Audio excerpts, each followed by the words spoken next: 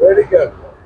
Good morning, I'm Bryce McClenny with JB Custom Rods from the Bass and Saltwater Fishing Expo in Raleigh. Standing beside me is Mr. Jesse Wise, JB Custom Rods Pro Staff Angler, NPFL Angler.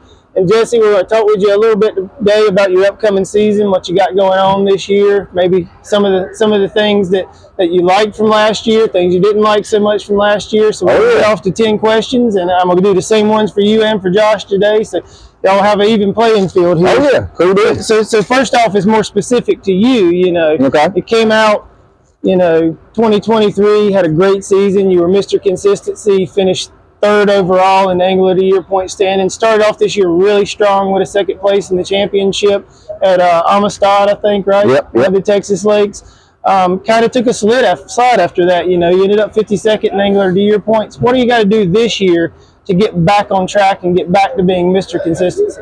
Man, I tell you, I think, 2023, I couldn't do anything wrong.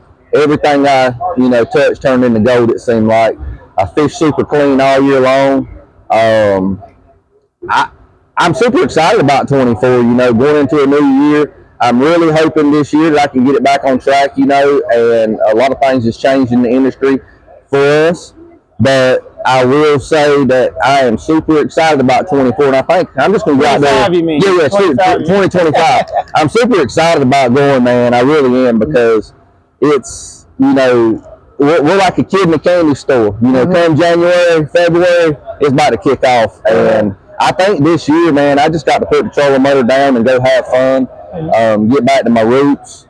I really feel like 2025 could be a phenomenal year again. Yeah. Looking forward to it. So, talking about the stops from 2024, so looking back over the last year, what was your favorite stop, your favorite lake you guys fished? Man, I tell you, it's hard to compete against Saginaw Bay up north.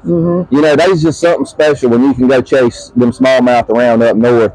And, after, I think this was my third time being to Saginaw Bay, man, I tell you what, that's an incredible fishery. Whenever you can go to a bank anywhere you want to go, put the trolling motor down and pick up a swim jig rod and a swim jig and just go to work, or a buzz bait. Them northern largemouth is phenomenal. They eat, but that place is really special because it's got big smallmouth too, and I was very fortunate this season, in finding some of them good smallmouth. I'm telling you, if you're in the country and you want to go fish northern largemouth and smallmouth, Saginaw Bay City is the place to go. I mean, I look forward to that every year, and I'm kind of disappointed because we're not going there this year. It looked like a fun one from watching the footage there. It looked like it's a great time. It makes great TV. It really does. And in the same, so what did you consider kind of the most challenging place you guys went this year? What was the place where you were like, man, this place is tough to figure out? Man, I tell you what, it was actually the toughest tournament I had all year, but it was one of the slugfest of the year. It was Pickwick in, the dead heat middle of the summer. It 101 degrees, and I love ledge fishing. When we're here around Raleigh at Jordan Lake, Falls Lake, I love ledge fishing. I love getting out there, finding big schools of fish. And that particular tournament, I spent 3 days idling. Probably got 25 or 30 idle hours. And I found 5 schools of fish, but obviously 60 other boats found them same 5 schools of fish, And I was really looking forward to that event. It turned out to be my worst event of the year, it seemed like. And I just missed the 8-ball because I was looking them deep fish, and for some reason the fish in that lake went super shallow during the tournament.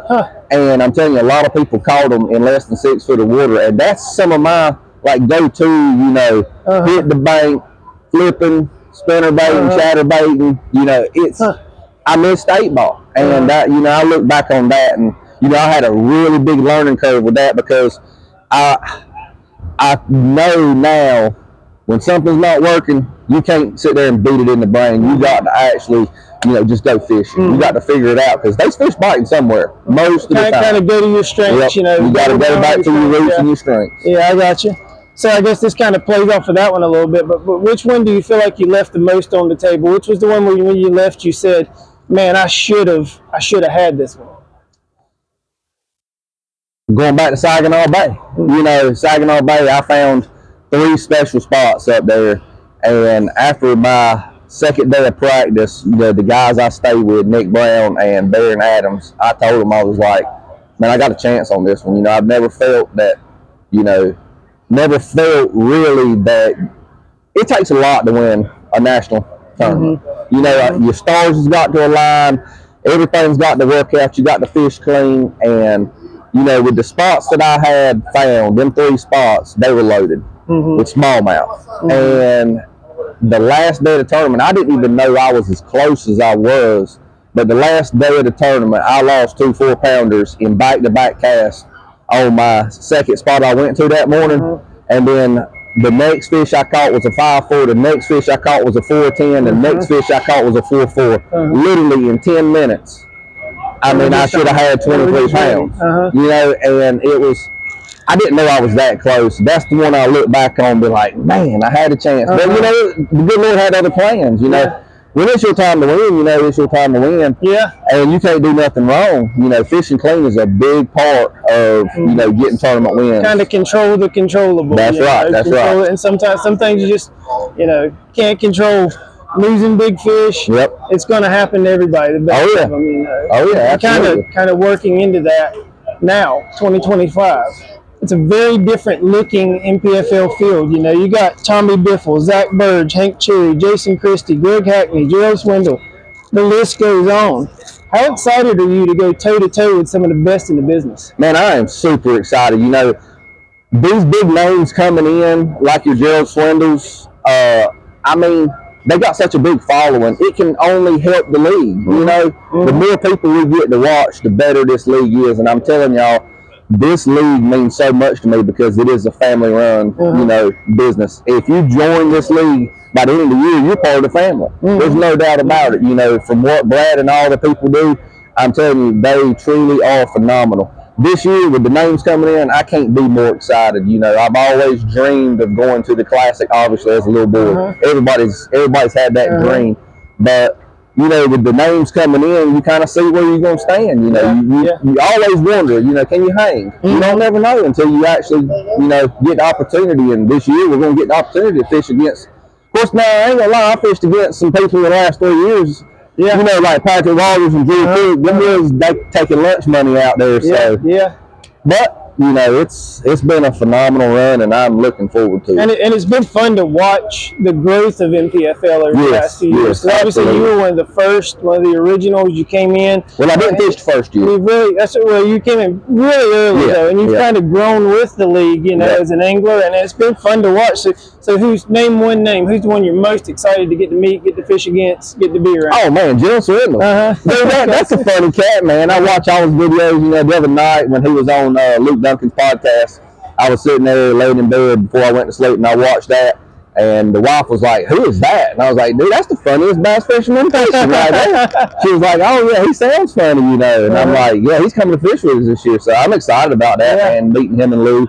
And you know, it's going to be a good year, I feel like.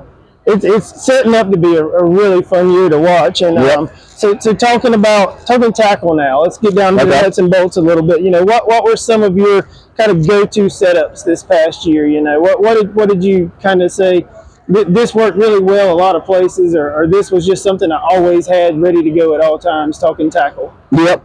You know, there's 2 things that everywhere you go in the country, depending on most of the time of the year, I'm going to have a Shaky Man open face rod on my deck, a spinning rod, and it's going to, you know, be paired up with a 5-inch Deep Creek sinking catch. That bait has probably won me more money in the past 3 or 4 years than any other bait. It's always rigged up in my boat. Probably 2 of them rigged up. So you just can't go nowhere, you know, without a Cinco kind of style bait. Whether you rig it wacky style or you rig it, you know, Texas rig. If you're down in Florida, you know, that's a big staple down there, Texas rigging it. But that rod is always on my deck. And another rod that's always on my deck, you know, in the past few years, and I caught a lot of fish on it this year, is, you know, the drop shot rod from Deep Creek Lures. You can't go wrong with a 5-inch stinger from Deep Creek on a drop shot. You know, fishing, there's been a lot of pressure on fisheries all across America, and I feel like, you know, the lighter tackle you can go, you know, kind of like Aaron Martin's has always done. You know what I mean? You kind of you see that when you're out there on the water, and you know, with scope and everything, you can see in real time what the fish are doing. And it's just truly amazing how many fish you fish by that look at your stuff and won't bite. So if you downsize, you know, that is always going to be on my boat, you know, for trying to put, you know, keepers in the boat getting bites. Getting bites. But exactly. you know, in a casting reel, you always got to have the trick spin or the otter on your boat, because it's, you know, everywhere you go in the country, a spinnerbait and a chatterbait catches fish. You know, and it's a good power fishing technique.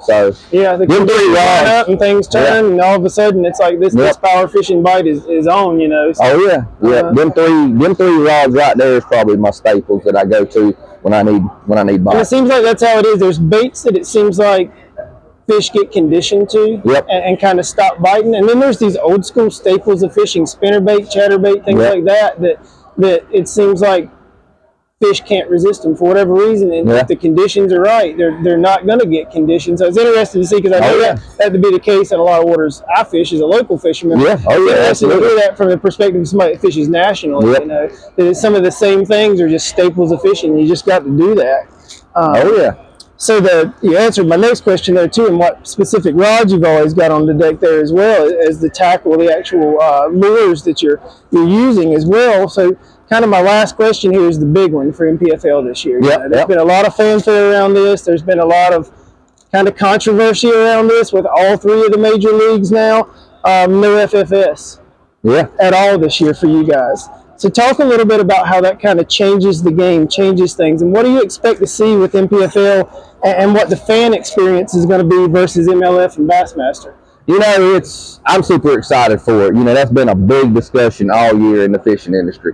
You know, forward-facing sonar. If you're talking bass fishing in the past 12 months, 90% of it is about forward-facing sonar. You know, and it just got to the point where I was tired of hearing about it. Well, NPFL made a decision this year to cut forward-facing sonar out for the 2025 season, and I'm super excited about it, man. You know, I think you're going to be able to get back to the roots of fishing. You're going to be able to have a trick spin on the front deck of the boat with a chatterbait and a spinnerbait. You're going to be able to hit the bank and go try to find some fish. You know, you're going to be able to pick up a jig. You're going to be able to slide that jig under docks without worrying about looking to see if there's any fish under there. It's going to get back to the just basic instincts of fishing. So, you know, as far as the fan outlook, I think it's going to make for some great TV. You know, our schedule this year sets up really good depending on the weather. You know, first week of March, we go to Santee Cooper. Everybody knows Santee Cooper is a big fish factory. So if the weather hits right, I mean, that's going to be good. You know, and it's going to be power fishing at its best. You know, you can be sight fishing, you can be chunking and whining, you can be flipping, you know, just all the above. So I'm super excited about it. The rest of the tournaments, you know, really set up good without using forward-facing sonar, and we don't have to protect against it this year. Going into practice, you got 3 days, and knowing that it won't even be cut on, you can get back to the basic roots of fishing. So even practice. Yeah, practice is off. You know, you cannot use it during practice.